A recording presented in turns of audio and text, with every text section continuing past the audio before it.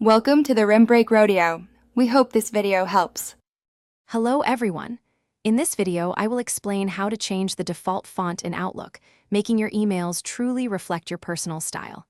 To begin, open your Outlook application. Then, locate and click on the File tab, which is typically found in the top left corner of your screen. From the menu that appears, select Options to open the Outlook Options window. Next, choose Mail from the left-hand panel to access your email-related settings. Once in the Mail options, look for the Compose Messages section and click on the Stationery and Fonts button. This will open the Signatures and Stationery dialog box. Navigate to the Personal Stationery tab. Here, you will see a section labeled New Mail Messages. Click the Font button next to it to open a new font dialog box.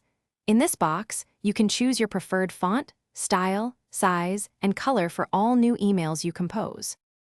Now, let's customize the font for your replies and forwarded messages. Still within the Signatures and Stationery dialog box, find the section titled Replying or Forwarding Messages. Just like before, click the Font button associated with this option. A font dialog box will appear, allowing you to select a distinct font, style, size, and color. This ensures your responses maintain a consistent and professional appearance. After making your font selections for new messages and replies, it's time to save your changes. First, click OK in the Font dialog box to confirm your choices. Then, click OK again in the Signatures and Stationery window to close it. Finally, click OK in the main Outlook options window to apply and save all your new default font settings.